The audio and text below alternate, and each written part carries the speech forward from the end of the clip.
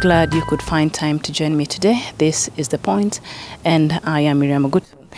Now, he is the one responsible for sealing the fate of former Deputy Chief Justice Kalpana Rawal and Supreme Court Judge Philip Tunoi. His actions sometimes have landed him in serious trouble and compromised his own safety and life. To the common Mwananchi, he's a champion for their rights, but to the political elite, he is a bad thorn to their flesh. Mr. Okiya Omtatah, human rights activist. Thank you for joining me on the show today. Thank you for hosting me. You're welcome. So you have issues with the faces on our money. Why? Well, I don't have unnecessary issues because, first of all, there's the law that defines what Kenyan currency should look like. And our constitution is very clear that it should not bear a portrait of an individual. It can have an image of any representation of natural features or anything about wildlife, but not to have an image of an individual. Mm-hmm. Now, if you look at it, is that money is a ubiquitous product, it's all over.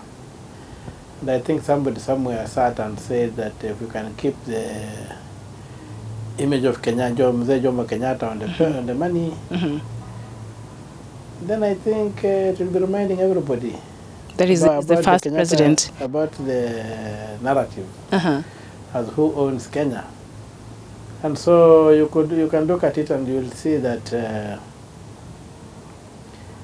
this money, we had former President the current that bore President Daniel Arap Moi's image mm-hmm. or portrait. Mm-hmm. It was conveniently eased out. Mm-hmm. Then Kenyatta was reintroduced. Mm-hmm. And now it looks like, and even if you look at it, the president of Kenya, whatever, it's like this is Kenyatta territory, this is Kenyatta country. Mm-hmm. And to me, that distorts the history of this country, because for me, Jomo Kenyatta does not represent what if I would call something like the noblest or the best thing about Kenya. He doesn't represent, it represents the complete opposite of what Kenya would like to be. Mm-hmm. He was the first president,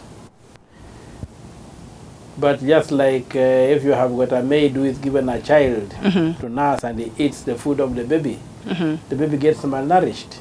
And today Kenya is malnourished, singularly because of the policies and lack of patriotism in the part of the Jomo Kenyatta. Mm-hmm. And so to keep on perpetuating its legacies, to keep on giving a false narrative. If you go to our history books, you find the same false narrative there. You can't get the true history of Kenya officially told. So, and you know, we are just our story. We are nothing more than our story. So which part is false about what is taught in our schools about the history of this country and the founding fathers? Look at the way, if we take, for example, the fight for independence. Everybody has reduced it to the peace and uprising in the central province. Like it was fighting for Kenya. It wasn't. Do you refer to the Mau Mau? Yeah, I'm referring to the Mau Mau. Mm-hmm. There's that narrative like the Mau Mau are fighting for Kenya and Mau Mau are doing this, but basically these people had been dispossessed. Mm-hmm. So they're fighting for their land. And I'm proud for it that they were able to stand up and say, no, this belongs to us. Mm-hmm. But everybody everywhere stood up. You had people in Kisii, you had people in Nandi, you had mm-hmm. people in Bukusu land, in Luya land, you had all over. You had people at the coast mm-hmm. who stood up and fought the colonialists, but they've all been subsumed into the Mau Mau narrative. Mm-hmm. To a point whereby today, a Kikuyu child growing up, reading our history, gets a sense of entitlement in this country, and a non-Kikuyu child reading our history mm-hmm. feels dispossessed, feels like he owes somebody something. So we need to tell the true story of this country mm-hmm. and bring it out clearly, so that everybody can be at the center of the narrative of what is Kenya. And I tell you, you are what your story is. So the Jews are powerful today mm-hmm. because they've got a story, they've got a Bible. So you think by changing the face on the money, that yes, that's one of the chipping away from that hegemony. Mm-hmm. But more importantly, the Constitution requires it. And I know that the notes were designed, approved, but at the point of printing, the political forces came in and stopped it and eased Moi's image off mm-hmm. and brought in the portrait of Jomo Kenyatta to begin to continue perpetuating that hegemony. And that false history is not going to do this country any good. We must tell the true story so that even an El Molo, even a Turkana, whoever, is brought to the center. And I'm one person who believes that Kenya is a negotiated space. Kenya belongs to everybody. And we need to do things that make everybody feel included. Okay. Fair enough. So you want Kenya to adopt the United States way of voting, where there's the majority and also the electoral college. Could you put that into the Kenyan context? How would that work? Well, basically what I'm saying is that, maybe from what I just said, that Kenya is a negotiated space. Nobody was forced to be Kenyan, and Kenya is a negotiated space that is a space that brings together ethnicities. And these ethnicities have to be for them to be in harmony, they must have a say at the center. So we embrace devolution as one way of addressing our diversity. But then we devolved all institutions except the presidency, so that the presidency still remains at the center, and the mobilization for elections, you mobilize nationally from one point, so that if I'm a Luya, like I am from Lodwar, and I'm living in Lodwar, I can only say I'm concerned about the politics of Kakamega. And I'm only going to vote for Kakamega. I don't care about Lodwar, I don't care whatever, but I get everything that I have from Lodwar. The same to the Luo, the same to the Kikuyu. And you find that this big five, right now if you look at the politics of Kenya, it's about the big five. The big five Nasa tribes. is the big three, Kamba, Luya, and Luo. Jubilee is the Kikuyu and Kalenjin. And Kalenjin. So when you look at it, where are the Turkana? Where are the Mijikenda? Where are the Malakonte? Where are the El Molo? Where are the Teso? Where are the other people? So the majority of other tribes are not well represented. Yeah, so you'll find that out of, if you talk about 42, if you take away 5, you 37. Where are these other 37 official communities of Kenya? They have got no chance of ever being president. And that is not good for the country, because that's how you find civil wars developing. They begin from the minorities. And then look at the way God also puts the resources. Kenya is discovering a lot of hydrocarbons and other minerals, but where are they located? They are among these minorities. So when you lock the elite of these minorities from being the center, that they cannot, you are a Kure Okot, but you are a Turkana, so what you can't raise numbers. So why would the Turkana with their oil continue being Kenyans if they cannot ascend realistically to be the president of Kenya? So what I was saying is that today what we have is that because of the tallying, weighting the vote nationally, it becomes a census of tribes. And the big tribes are dominant. So when you go to negotiate, you say, Sisi tuko na watu wangapi, I have so many people, how many do you have? You are from a small tribe, you don't matter, you wait outside. So generally it's not about the agenda. No, there's no agenda. It's about the census, the population density. And then it allows for things like rigging. So people begin inflating their populations. Get an example of Kakamega and Kiambu. Same population. But Kiambu has got about 3 times more voters than Kakamega. So you ask yourself, does Kakamega have infants and Kiambu has adults? But if you go down there, you'll find that the issuing of IDs, the registration is so skewed that Kakamega is disadvantaged. So what I'm trying to propose is that Kenya already has got a system whereby we have got counties that are equal in weight, and we have got constituencies that take on board the question of population. So that if you take a county like Busia, where I come from, we have got only 7 MPs. If you take a county like Nairobi, where we are, they've got 17 MPs. Population of Nairobi is huge. Population of Busia is small. So my proposal was that we use a college system whereby not that we elect delegates, but we do a direct vote at the county level. We weight the presidential vote at the county level, so that we look at the points that are county. We come up with a system of allocating presidential points to a county. And I say that we use the number of constituencies to give us the points. So we say like Nairobi has got 17 constituencies, it will have 17 points. Plus the 1 county point, so that Nairobi would have a total of 18 points. We go to Kwale. Kwale has got 2 MPs. Kwale would have two MPs, the 2 constituencies, 2 points. and 1 for the county. That would bring us to 3 points. And then you do that for the whole country. Then we shall have 290 constituencies, giving us 290 points, plus the 47. So that we end up with 337 points. So that will form the college vote. That will go the college vote. The total will be 337%.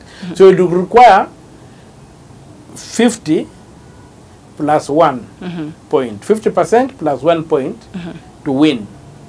So that now what would happen is that the beauty of the whole thing is that these large tribes would be suppressed into the counties where they come from. You can't vote tribally because you are a large Luya tribe, because the Luyas are all over. They are in every county you'll find a Luya in this country. The Kikuyus are many because they are all over. Every county you'll find a Kikuyu there. So, but they are and the Luos and the Kalenjin and the Kampa, but they are articulating an agenda that is not favorable to these counties that are hosting them. So what we are saying, we trade off, it's a negotiated space, you are living in my area, then vote through my area. So that now we chop up these tribes and devolve them into the counties, and now the counties become the unit of mobilization. So you need so many counties to put together, so many counties to get you the number of points you need. So to go with the number of your tribe, it will not matter, because none of the tribes, when you break them into counties, can marshal the weight to win or an alliance to win. You need a national campaign. So one will have to campaign, and even the counties like Lam with only 3 points may not be starting off as counties that can give you a presidency, the presidency. But they can block you from being president by denying you the 1 point that you need. Okay. So the stakes become high for every county, and what then happens is that for you now to campaign, you must come up with an agenda. So you'll begin getting issue-based politics, and that way your tribe becomes irrelevant, and your ideas and the program and agenda for the country become primary. And when that happens, even an Elmolo can rise to be a president. That's just how the way Obama rode the wave to be president, because of the ideas he had, although he was from a minority. So that's why I'm saying that we need to develop that system, first of all, to break down this ethnicity, and to check rigging. It will not matter whether you win Kiambu by 1 vote or by 1 million votes. You just get the number of points. I think Kiambu will be 12. 13, they've got 12 MPs and 1 county vote. So whether you win Kiambu by 1 million votes, by 2 million votes, or by 1 vote, you take all the points. So the issue of inflating figures will not be there. So there will be no need for inflating of figures. And the election will happen and end at the county level. Then just be a question of saying, so as he has won that county, we can call the presidency for so and so. And then the campaign will move away from this tribal mobilization. Okay. And that's what the agenda I have, and the agenda I'm keen to push. I'll put on the back burner a bit to let the current hulabaloo about the presidential rerun. But that might require another referendum. Yes, not that it might. I'm intentionally designing it for a referendum because it doesn't require a referendum. Because the only thing that requires a referendum is the tenure of the president. The method of electing a president does not require a referendum. So that can be amended. Can be amended through parliament by simple majority. But you know, parliamentarians can be mischievous. So what I'm planning to do is that I'm working on, we are laying down the infrastructure and mobilizing resources. After we finish with the presidential election, we want to collect 1 million signatures. We're targeting 2 million, but once you get the minimum required, then move this motion and have it get at least 24 county assemblies to endorse it. Then that way it becomes immunized from the mischief in parliament. So if it goes to parliament and the parliament approves it, then it goes to the president and he can sign it in law. If parliament rejects it, then it goes to a referendum. But if I introduce it directly through parliament, if parliament rejects it, it dies on the floor of parliament. So what if the parliament approves it and the president doesn't assign it? The president cannot reject. This is a constitutional bill. The president cannot refuse it. Okay. He has no power to reject a constitutional bill. Okay. So you sued President Uhuru Kenyatta and his deputy William Ruto over Eurobond, arguing that by banking the money in an offshore account, there will not be accountability enough for the money. You remember Kenya borrowed like 2.7 billion US dollars. So looking at how the Eurobond story turned out, do you feel you're justified to raise those issues? Yes, I was justified to raise those issues, and I think the case is coming up. The bench has been constituted. So we're expecting by October to begin the hearing of this case. I'm prepared. I've done my research. I know that not a single coin of that money came into Kenya. It was stolen. Some of it was spirited to deal with other things here and there. But the whole thing is that the Constitution of Kenya, in under Chapter 12 on the public finance, is very clear and requires that money raised, revenue raised by government, should be deposited into the consolidated fund. Then Parliament develops an appropriation bill, appropriates how it is used, and then the control of budget supervises the expenditure so that it can pay according to phases.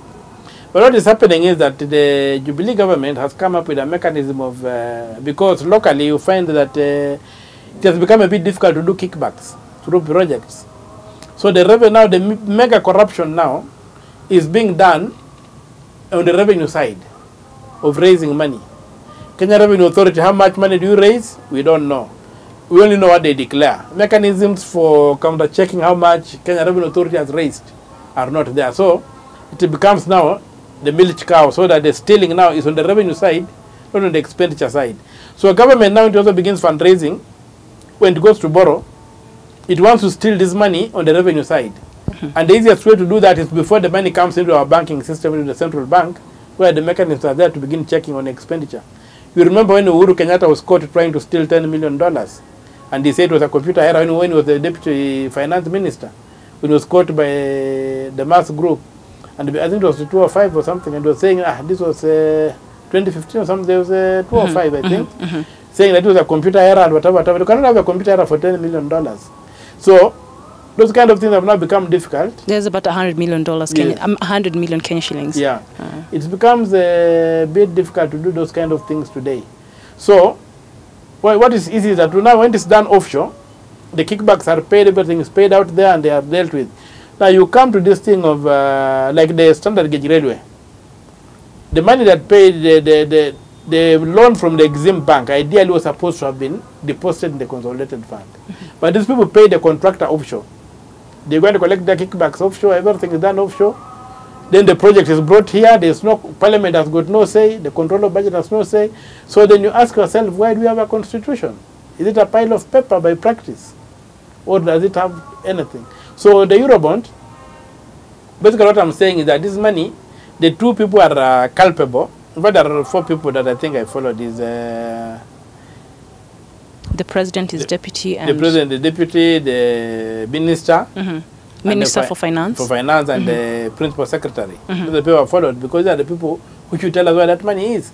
And if you look at Article 226, Clause 5 of the Constitution, it says that if you are in a political office or a civil servant, you make a decision where public money is lost, you are liable even if you have retired or not.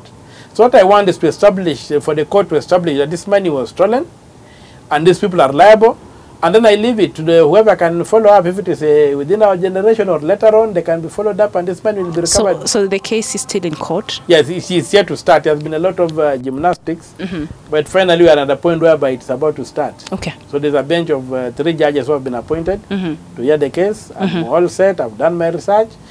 And and even last time, you remember when they came down on the Auditor General, it was about the same issue of the Eurobond, when the Auditor General was saying, I've not seen Mr. Ouko. Yeah, Mr. Edward Ouko. I had again to jump into the fray and engage Parliament in court and get an injunction which saved Ouko from being fired. He would not be in office today. So these characters are really out to loot this country through whatever means, and the good thing that we've got the rule of law, and our judiciary is beginning to bite. You saw the other day the presidential election was nullified because there were irregularities that were identified. And so when the law becomes king, then everybody will have his day in the sun in this country. Okay. So you also filed an application to stop the government's plan to tap into private conversations, and I think you sued the Communications Authority of Kenya and the Attorney General, if I'm not wrong. So what were the premises of the issue is that there's a right to privacy. We don't want people snooping on our communication here and there. They have no basis to do what they wanted to do. The right to privacy is entrenched in the Constitution. You want to know what I'm doing with my communication, the law is very clear. Get a warrant. from a court, begin snooping on you. You can even get a secret warrant to do it. Non-declared warrant, you can do it. And under what circumstances? If the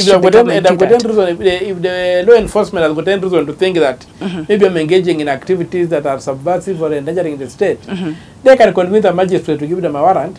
Then they can snoop on your private conversations. And all that. But people just install a gadget and begin filtering everything. I think they are going too far. Okay. So you're also, during the party primaries, you wanted, the political parties wanted, they were demanding for clearance forms, HELB, KRA certificates, EACC certificates and things like that. But you said this was against the law.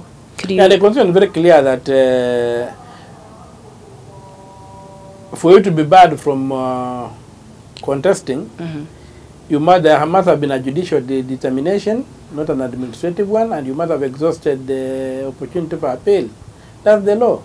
So you have to follow the law and all these things. And then the other thing is that how do you get private bodies, like this thing on credit reference bureaus? These are private enterprises to begin charging Kenyans who want to serve in the public service, to get money. When you go to EACC, if you look at the mandate of the EACC is supposed to enforce Chapter 6. Chapter 6 deals with people who have been state officers.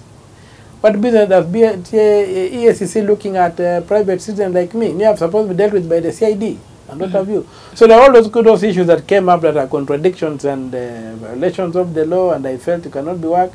But when I took them to court, everybody, they seem to have scuppered. And they never demanded for those things, but the case is not concluded. But the last election, they never demanded for them. I think they ran away from the issue. Okay. So you just mentioned EACC. According to your own opinion, do you think the institution has lived up to its mandate? They don't understand their mandate. What do you mean by that? If you look at Article 79 of the Constitution, it says that they are established to enforce Chapter 6 of the Constitution. Chapter 6 is a code of conduct for state officers and public officials. EACC has turned itself into a police organ investigating crime. And to my understanding, they do not have the capacity to investigate crime. They do not have the mandate to investigate crime. They cannot supplant the CID. They are just being used now to protect criminals. What the EACC should do is no different from what a meat inspector should do. When you go to inspect, he comes to a butcher, to a butchery to inspect meat. And he finds that you are selling meat that is not fit for human consumption. He gets the police involved. He can make the arrest and call the police to take over. Then the police will investigate, get the investigation. Then they take the DPP, and the DPP will prosecute. That's how we have tried to separate powers, to protect people and by separating powers. But the EACC wants to come in when they come across a problem. They want to investigate it. They want to prosecute it themselves. So me, I say that they do not have the capacity, neither the mandate, to be investigating crimes. The ACC should go when they are enforcing that code of conduct. And if you look at Chapter 6, it's a very short chapter. Have people taken oath of office? Are the people dressing well? Are the people keeping foreign accounts? Are the people behaving well in work? Are people doing this and that? What's the public image? It's really a human resource organ of the government to enforce a code of conduct. So if that code of conduct is violated in manners that require just administrative measures to remedy, they do administrative measures. They can get people suspended through administrative measures. If it's a criminal matter that requires a judicial intervention, then they should hand the matter over to the police for investigation. That's why even if you look at the DPP, the prosecutor in the Constitution, he's only empowered to instruct the police to investigate matters. He has got no mandate under the Constitution to instruct the EACC. And this was an aspect of a case I've taken to court, to challenge and to have the court determine what's the mandate of the EACC. They are using the old act of the 203. Yet we had a new Constitution, and the new Constitution declares that in 2010 declares that any act that precedes it must be read in conformity, to conform with the Constitution. Now, all those investigative and whatever powers they had were taken away. And if you look at the Article 245, I think Clause B on the police, the functions of the police is to to fight and prevent corruption. This is what it stated in the Constitution. So why it is the ICC being a busybody for? When they take Kabura, they take the case of the National Youth Service, the looting at the National Youth Service. Kabura is a private citizen. She has got no code of conduct to be enforced. What were they doing taking her to AICC other than to protect her from being interrogated by the police? So they have become an agent and an aid for high-placed criminals who steal from the public, and that should not be allowed. Okay. So recently you also sued the Nyeri Town Member of Parliament, Ngunjiri Wambugu, over his petition that he had filed against the Chief Justice. And you went and filed another petition, and you were demanding that he pays 10 million shillings. Yeah, in fact, on second thought, I should have demanded 100 million. For the person of Chief Justice. I might revise it to 100 million. I'm allowed to revise my petition. Because what they are trying to do is to intimidate the judiciary. And I'm telling you, a free man as myself, I believe I'm a free man. And I'm a free man because of two things. That I have the right to be heard. And I can have a fair trial. If you take away those two things, then I would have got no freedom. So in essence, I'm saying that the judge, who is not an elected official, who sits in the judiciary, and the editor, who sits in the newsroom, free press and a free judiciary, those are the two legs of a free man. If those two things are interfered with, you are in bondage. And what Okiya Wambugu are trying to do for very, very short term and personal reasons is to put us in bondage, whereby the judges are intimidated, and once the judiciary goes, the next Friday will be the editors. Everybody will be afraid, and then there will be no freedom anymore. So the fight we are having is for the soul of this country, and I'm telling you, the likes of Wambugu have to be skinned until they get back to their senses and see that these are institutions. If you have got a problem with them, there are mechanisms for dealing with those problems. You don't go scandalizing people and doing all these things and making allegations that are unfounded, as if you have got, as if you are a market madman who has been paid to scandalize somebody. So would you consider yourself anti-government? No, I'm the government. I'm not anti-government. I'm the government. But a lot of these things you're taking and you... Yeah, I'm government. That's why I do look that. like you're fighting the government. No, but I'm government. I'm the government. So you're just playing your rightful role as a citizen of this country according to the Constitution. The government is you. These are people who have employed to perform certain functions. These are employees. But the government is the citizen. We the people. Yeah. Okay. Those are our servants. All right. So it is through a case that you filed that saw the former Deputy Chief Justice Kalpana Rawal and the Supreme Court Judge Philip Tunoi retire at the age of 70. Would you consider this one of your biggest wins of all these cases that you've been part of? No, my biggest win was the case of the Butere girls. Two cases that I think are biggest for me. Oh, the Butere girls, the Shackles of Doom? The Shackles of Doom. When these girls were doing their play, they are being denied the chance to go and perform, and it becomes politicized and threatened. I tried to intervene. The teachers were running away. They said, don't touch, we shall be sacked. I said, okay, let me take it up myself, and I challenged it, and they swore affidavits against me, but eventually I won the case, and then they came clapping for me. When they said, let us go to Mombasa, they were the standard. I think it was the standard from me. The standard citizen, they wanted to give me an air ticket to take me to Mombasa. I said, now it's not about me. Let the girls go, and I got orders from the court for the government to transport the girls to the school now. So the girls were transported by the government. The school didn't pay anything, and I personally said, I must drop out. So the story was not going to be trying to come and become so me. You felt that you've done your part. I did my part, and I refused to go to Mombasa, and I refused all the invitations, and I said, let the girls do their work. So to me, and why I call that a big victory is because of the freedom. I've told that the free man is the freedom of expression. To me, it's a very important thing. Number two, you look at this issue of the 999 police line. I was asleep and my phone rang at around 2, and I always answer all my calls. So I picked up this number, I didn't know the phone, I saw the number, I didn't know it. When I said hello, this person said, we are being attacked, we are being massacred somewhere in Busia. There's a gang killing us. I thought the fellow, what have you tried to call 99? He said, we have tried, the line is not working and whatever. So I got onto the phone.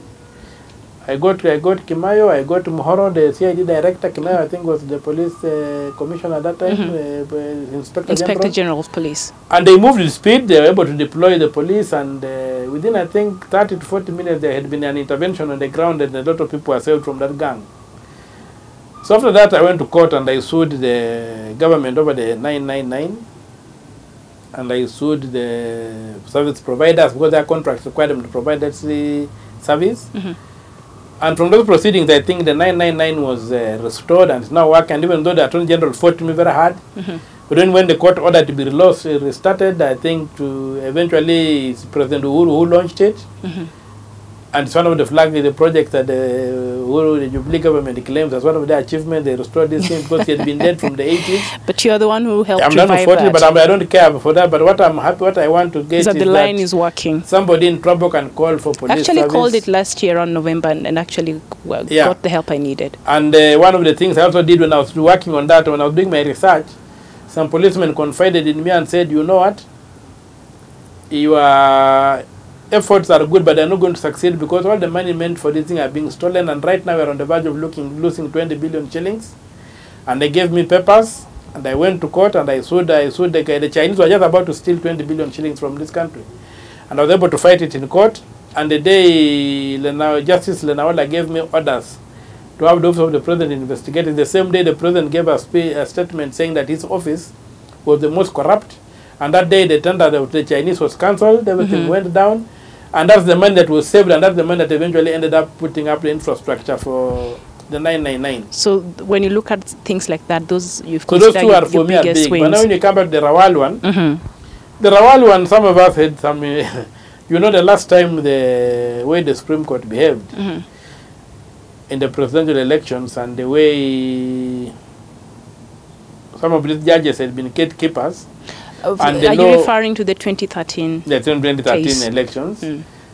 And then the law, the way the law had said. So I looked at these judges, and from a personal perspective, I said, these judges who have been around for too long are the problem. They cannot stand up for the judiciary. They cannot stand up. They are so embedded.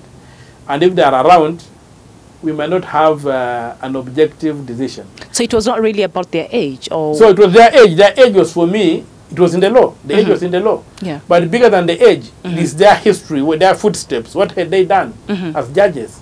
And they were running into elections. And I'm telling you, if these judges had been in place, if Rawal, I can tell you without a fear of contradiction, if Rawal was in place, if Tunoi was in place, they would have voted with Njoki and Ojwang, and they would not be having a rerun.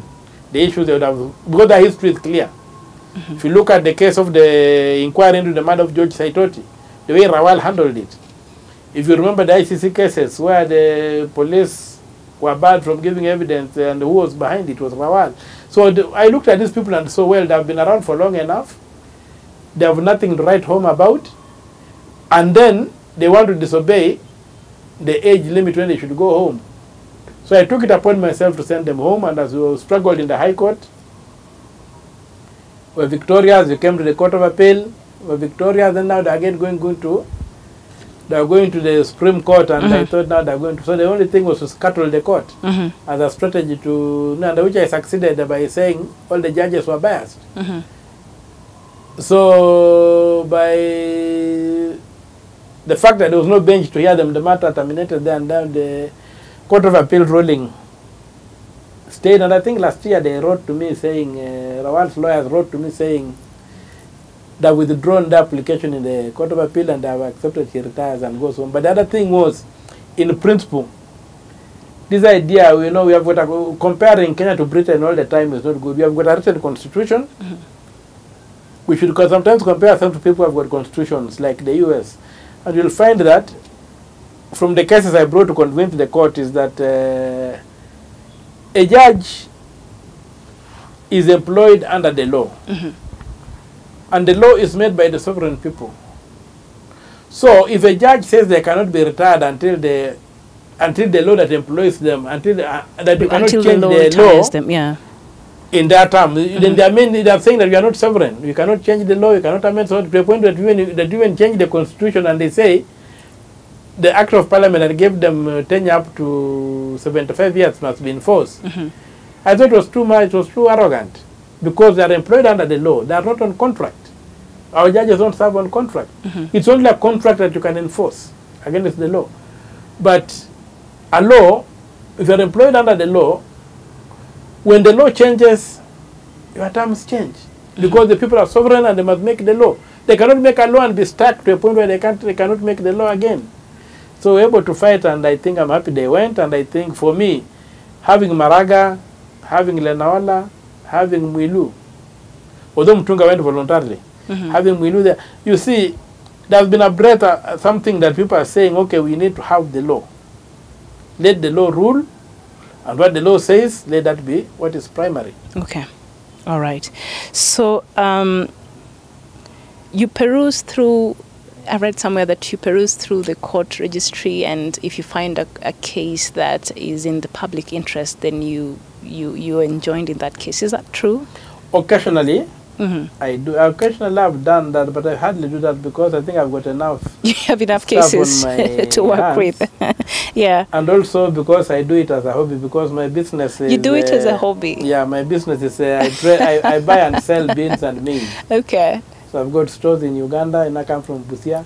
So I've got the benefits of knowing how to live on the border. Yeah. So I've got a store somewhere in near Jinja, a big store, and I've got a store in Mombasa. Yeah. So I tried. I buy food and I bring it this way, and I hold it a bit, and then the prices change. I make something, and then from that money I become autonomous. Okay. I become so independent, so I can tell anybody what I want because nobody feeds me. Yeah. But there have been rumors sometimes you're paid to pursue certain cases. I wish I was. Should have been very good. But most of the times I refuse money. And I refuse a lot of money. Like even in the Rawal case, there was an attempt to buy me out. Was it the case that you were given 8 million, or which one is that? No, the 8 million was where I was bashed. It was 9 where I was bashed. It was a DVR thing when I stumbled upon the road they were doing up there. Yeah. And they tried to do that. I've been offered much more money than that. The 20 billion police case. The last case I used, one thing I should have asked, earlier on I used to use lawyers, then I go to a point I stopped using lawyers. Yeah, you represent yourself. Yeah, when the 20 billion case, I had a lawyer on it. So the day the case came up, the application first, my lawyer went to dump, began stammering, and the man was always very eloquent. So began stammering in court, doing whatever. Then the next day I go to the office. So you suspected maybe money had exchanged hands? I was first of all confused, but the next day, very early when I went to the office, I get to the office between 6:30 and 6:45. When I go to the office, I found this guy waiting for me outside my door, and I said to my friend, what is happening? He said, no, you know, yesterday this. Money has been changing hands. Everybody has seen this and that. And I was even given you a bit, and I have it in my car. This certificate you are filing today, I don't think we should file it. Leave to fight another day. So what did you do? And the money was fairly big. It was, he said he had 30 million for me. I told him, thank you very much for the information, but I'm firing you. So you fired the lawyer. I fired him, and I went and I won the case. So you made him lose his card. You represented yourself and won the case. Yeah, I represented myself and won the case. That was the first case I represented myself, and from there I've never hired a lawyer. So yeah, I took it on and I worked on it. And even when we were doing it, when I was using lawyers, I had to do a lot of the work myself anyway. Because sometimes you give a lawyer, what I've pleaded with is totally not in sync with what you have. And so I ended up most of the time revising a lot of the pleadings and the submissions and what have you. So I began doing it myself. So did you study law? No, my line is automotive engineering. So how do you understand the complexity of the law, especially when it comes to representing? It's supposed to be the simplest thing.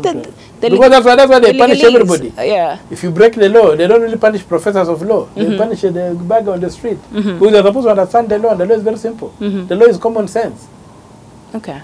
People complicate it. The law is common sense. If you listen to the proceedings in the Supreme Court, did you listen to this like Justice Mwilu? Look at the basic questions he was asking, and those are the questions that turned the case. You are given 6 ballots. You used 1. Where did you put the 5? Account for that. You see, these people are throwing around Latin words, doing whatever, do not do anything. Those basic things. And if you can have a case, if you know your case well, then it should be understood by a nursery school kid. So, because a court goes where the evidence leads. And the law, to me, is it's a basic thing to me. Okay. So I find it very basic. And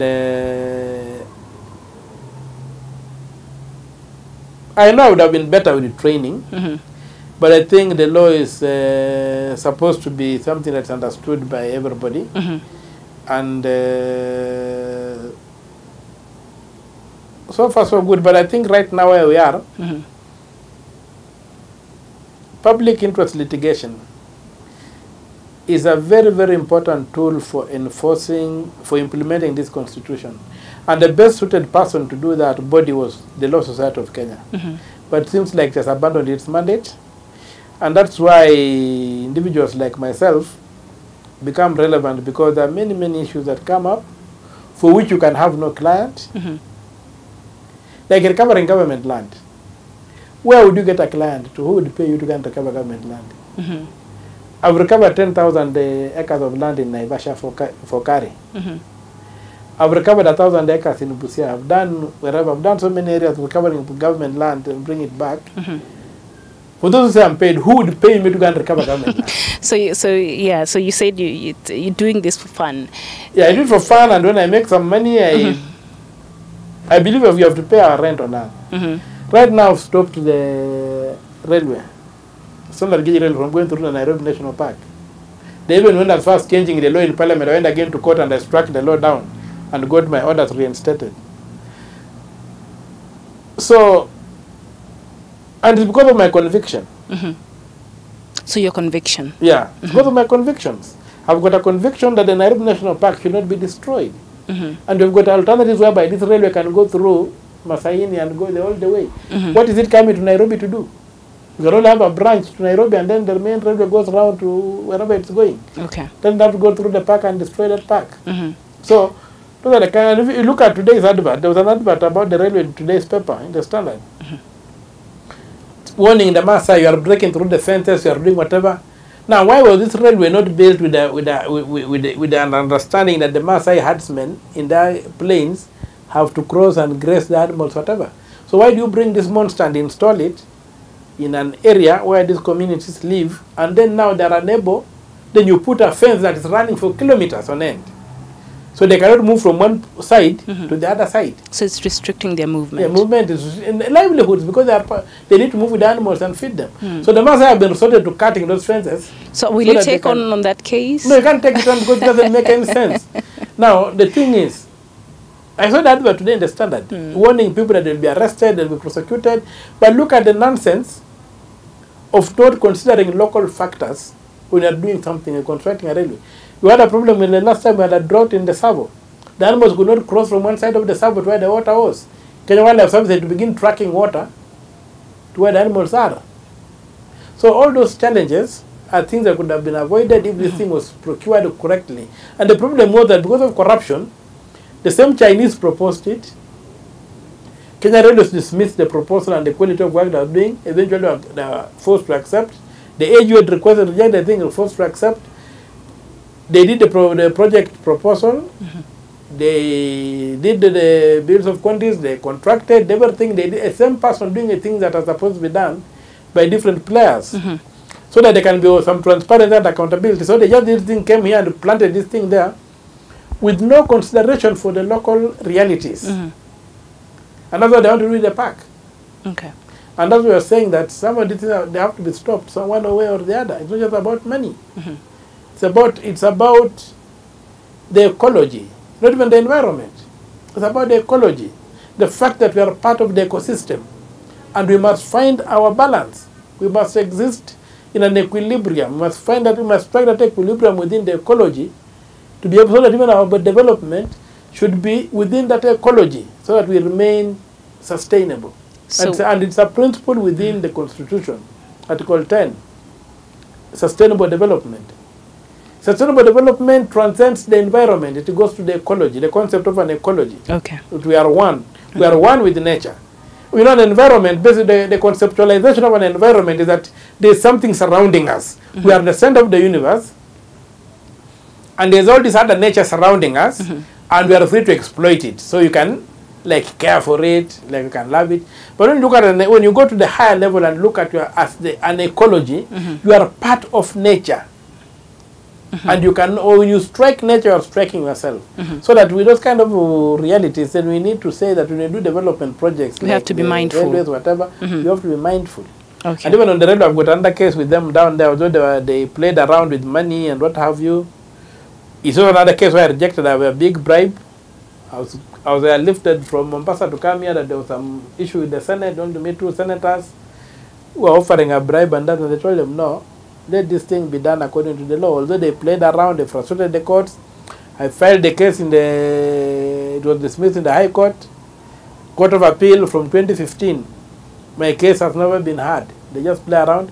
But I've been able to take the contract, look through it with the experts, and I isolated 46 billion shillings stolen from the Kenyans in phase 1 of the standard gauge railway. 46 billion. So 46 billion is an awesome amount of money. For example, they come and say, design of locomotives, $5 million. They're buying these old locomotives off the shelf. There's no design, there's nothing, and the R&D is already factored in. So what design are they paying for? That's a ghost procurement. So I've been able to identify those kind of ghost procurements to the tune of 46 billion Kenya shillings. And here we're just glamorizing it.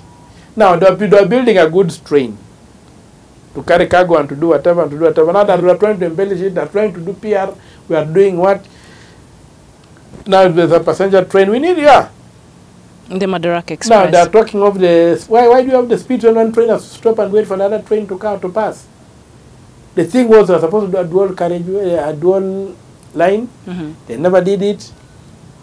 We have spent money more than what we would have spent if we had spent that money competitively. All of it has been looting.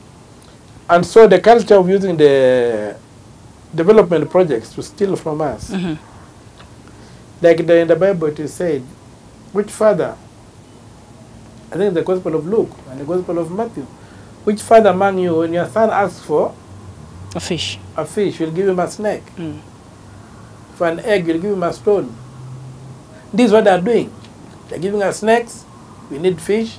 They're giving us stones, we need eggs, and things like those. So, those are the kind of things that out of conviction I come up and say, it's important to put these things where they belong, and maybe even if we don't achieve much today, when history comes, there will be evidence that these things were realized to be wrong from day one. And maybe the generations that come ahead will do it better. Okay. So is it the same conviction that saw you chaining yourself in 2008? Yeah, I chained myself at the police headquarters because it was necessary to do that. They just shot people in Kisumu, and then they were saying this was video that the TV journalists had edited, created, had manipulated images to portray, and people had died. Then this was a political dispute which required a political solution. They were shooting innocent people. The country was sliding to war. Intelligence was reaching us that they put up a special thing to go and cause massacres in Kisumu, Kakamega, and Eldoret, and that would have thrown the country into a lot of turmoil. I called a press conference. The media chickened off. They had been given a warning not to cover anything because I wanted to share the intelligence I had with them. So and everything I tried for a day and it couldn't work. I was so depressed. I went to the Basilica. I had my prayers there. And I said, when I wake up, so I said, my God, when I wake up in the morning, give me an idea of how I can get attention to be heard. I want to address the media. So you felt that way you'll get the attention that you really needed? Yes, I just needed attention to get to be focused on so that I could say what I know. So and it worked. It worked? It worked very well, although they snatched me the papers I had, but they knew that the thing had leaked. And the massacres never occurred. Is that the time you lost your 60th? No. My 60th was low. I lost them because of the BVR. When I refused the 9 million and they nearly killed me outside the I&M bank. And that's when I lost my teeth for refusing a bribe. So to me, I think that where we are today, life is sacred. We have made life so cheap. which is one thing that really for me, in my convictions, I find it very painful. We are a country of due process. We are gradually and very fast. Well, not even gradually, we are very fast. We are speeding towards getting the new normal of saying that the ends justify the means.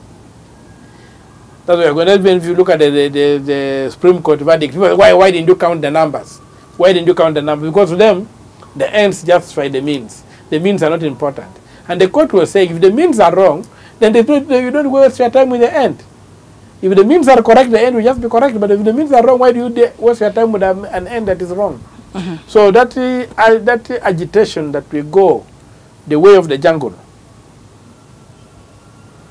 is something that we must fight. We must go back and say the difference between a human being and an animal is that we can queue. We can queue in a line and wait for our chance to come. We don't rush to the feeding trough and fight over it. And that's what Kenya is basically coming. So we need to be able to get to a point and be able to queue. So we must do design. We must go into the designs of this country. The constitution, like even that thing I'm saying, some people talk of secession. So I'm saying secession will not help. What we need is to redesign the inside of the country. It's like you come to my place, you find I've got a self-contained house. It is raining heavily and you want to go and help yourself and you ask me, I would like to go to the toilet. I tell you, I'll just go to the next room and you say, this is an impressive idea to have a toilet in the house. When I go home, I'm going to build my house with a toilet. Then you build your house and you put the toilet in the living room. It's a self-contained house, but is it functional? Or so design is very important. Maybe from the engineering background, but that for me design is ultimate. Okay. Like an egg, they say, well, just because of the curve, the shell becomes strong enough to carry the weight of the hen. But if it was the other way, it will just crumble. Just crumble. So we must design this country in a way that it's able to deal with all the challenges and the contradictions within. Okay. And that's why, like, what I'm trying to push for, that college system to accommodate each other. You see, devolution has eased a lot of pressure that we used to have at the center. So you can also devolve the presidency and do that. And the country just come together and shall begin saying what is good for Kenya. Just like the Americans, the states are secure. So they're able to, the center is able to hold. And even if they get a madman in the White House, it doesn't affect them so much. Because the ground is stable and are secure. Okay. Okay.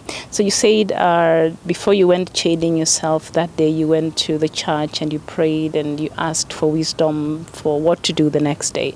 That means you're a man of faith. I would take it like that. And I read somewhere that at some point in your life you took the oath of celibacy. Is that true? No, I didn't take the oath. I was training to be a priest. Okay. But I suffered I got very sick and it forced me to discontinue my studies. I got a problem. I became epileptic, very heavily epileptic. And you know, it can be very difficult if you are epileptic to be a priest. What happens if you get a seizure when you are celebrating mass? It becomes very difficult. So I was discontinued. But it was also a good thing because I was put in the treatment at Aga Khan, then I was told it was going to be a lifelong condition. Then one time when I was playing football in the villages out there, I got a seizure.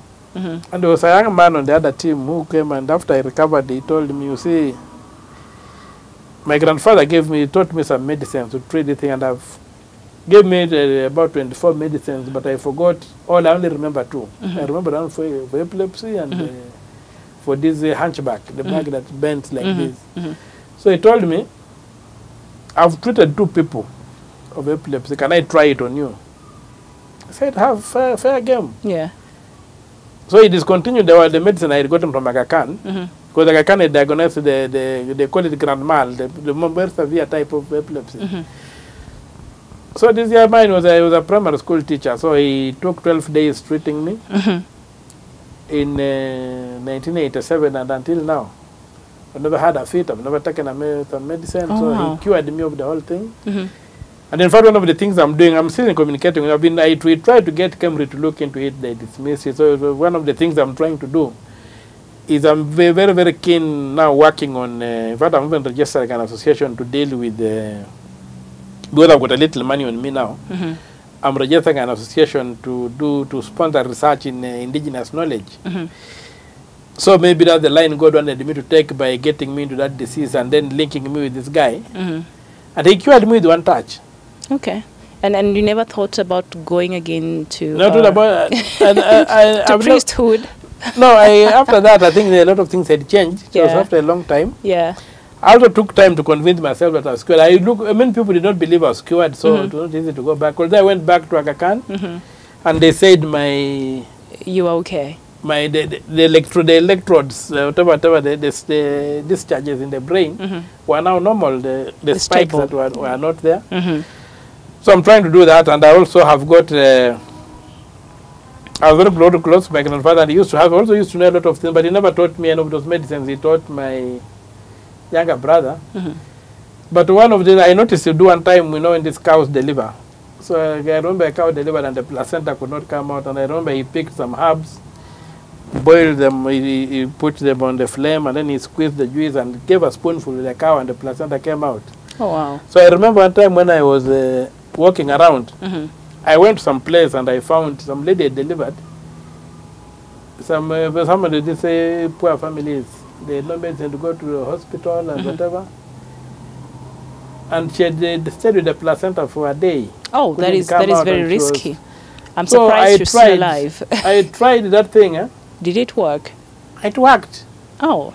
Just like that. So I didn't know what it was, and just worked. So with that kind of experience, I've turned it one down to put up a facility to research traditional medicine, get away for scientific research, isolation and study, and the patenting, so that the people who have this knowledge can get the patents, but the knowledge is released to serve people, because I realize there's a lot of knowledge out there, especially in medicine, traditional medicine, that a lot of people could benefit from. Because whenever I read, everywhere I read, I still find it is said that epilepsy is not curable.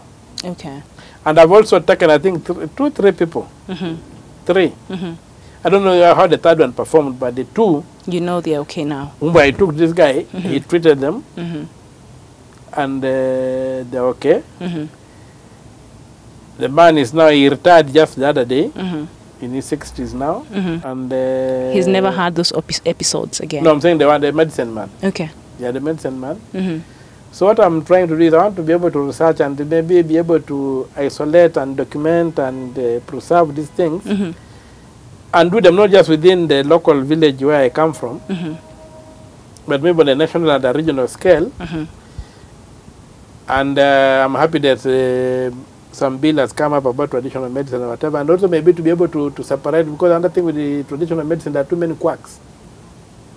The herbalists. The herbalists are not have you, so that we are able to filter that. So I'm really, that's the passion I have in my mind now, and I want apart from pursuing the public, the high profile, I'm still pursuing it. Public cases. So you want to add on? I want to do that. I also wanted to. But the other thing is that the public interest is getting, because the kind of things I get, I deal with about 0.1% of the cases. It needs an institution to deal with these issues that come up, corruption in the public office, abuse of rights in the public office, what have you. So that is something that will never stop. They'll never stop. What I also want to do is maybe to transition it from being an Omtatah enterprise or something like Omtatah, and institutionalize it. Okay. Put it in a house in an institution, and let public law, something that let have an institute that deals with issues of public law, and especially in relationship to the poor, who may not be able to stand up to the might of the state. And see how those things work. But all those ideas are coming. And that is something you're looking to do in the future. We pray to God that He opens ways. God, the same Christ says that be my witnesses. The same Christ gave us the example of the Good Samaritan. Mm-hmm. So sometimes to do big, to change the world, you don't have to do big things. Just when you walk on the road and you find something, a thorn, broken glass, that can hurt those who walk without shoes. Mm-hmm. And you just pick that thorn and throw it and dispose it off safely. Mm-hmm. You have made the world safer for those who don't wear shoes. So you don't have to do big things to have an impact on people's lives. And that's how me, I look at it. Okay. Yeah, and I also think that this small thing, and I see a lot of heroes. The other day, one of your journalists went and picked up a disabled man who was being attacked by bees. That's somebody in his heart who values other people. Mm.